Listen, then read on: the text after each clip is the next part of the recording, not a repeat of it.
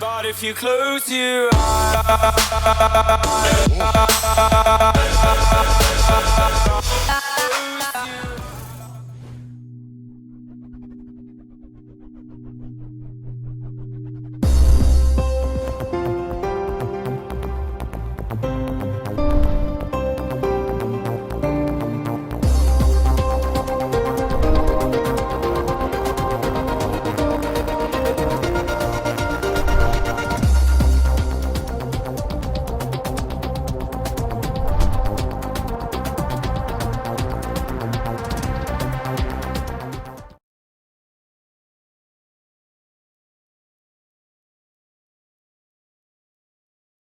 how do you deal with a situation where you're surrounded by people who are like bitter and complaining a lot?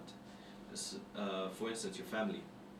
If someone in your family is gone through some trauma and they're complaining a lot, and how do you deal with that? Because sometimes I found that it weighs me down. They're negative. And they're very negative, and sometimes they come into your space and that negativity kind of rubs off on you. How would you deal with something Toxic like that? environment. I would say the biggest battle anybody has to face in going forward with God is not with the devil, it's in their own home. Because people have a place. What happens basically with everybody's parents is they see in their mind, they think they want you to succeed. But really, they only want you to succeed to a point. And if you start going past where they've gone, then they're going to try to pull you back. I mean, I could show you it all through the Bible. I actually preached on it on Thursday night before I flew here in East London. That's what I preached on. How when David went to fight Goliath, it was his brother Eliab. Of all the soldiers, you think your brother would be the one that would tell you, like, yeah, go get him. Eliab pulled David aside and said, what do you think you're doing? Why don't you go back and take care of those few sheep? Do you just want to see the battle? I know about your pride and deceit. Starts making accusations. When David danced before the Lord with all his might, everybody celebrated with him. It was his own wife, Michal, that said, didn't the king look dignified, dancing before the Lord, exposing himself like any common drunk would do? So his wife, his brother, you can go all through the Bible. So when Jonathan would go to take ground, Saul was the one that gave him a problem. So you have to learn.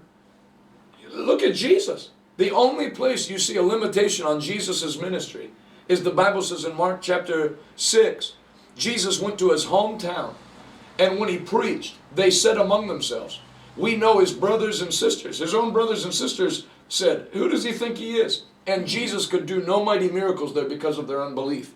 So your family will try to put limits on you, no matter what. They think they know how far you're going to go. When you think about it, the first thing God had to tell Abraham was leave your father's family, your native country, and go to the land that I will show you.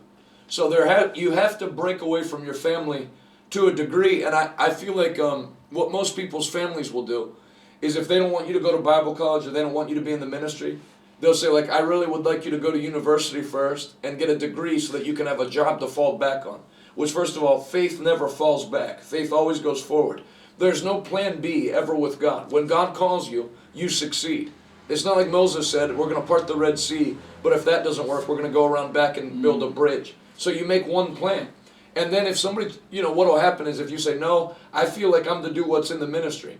Then what happens when you're young, especially if you're still living at home, is they'll start making you feel bad for living at home, or you need to learn to get some money, which you do. You do need to learn how to structure your ministry so that there's income. But God will show you that and help you with that. Don't ever let people manipulate you based on them giving you a place to live or a car to use or food.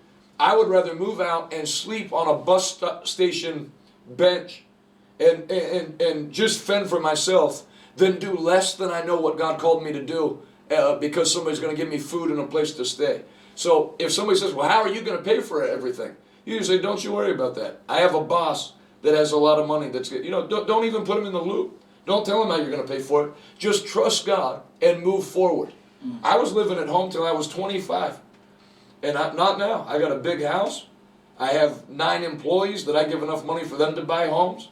So you just stick with what God's going to do, and there'll come a day where your family will have to come back to you and say, wow, turned out you knew what you were talking about. In the beginning, when Abraham had to call himself the father of many nations, and he didn't even have one son, he looked like an idiot.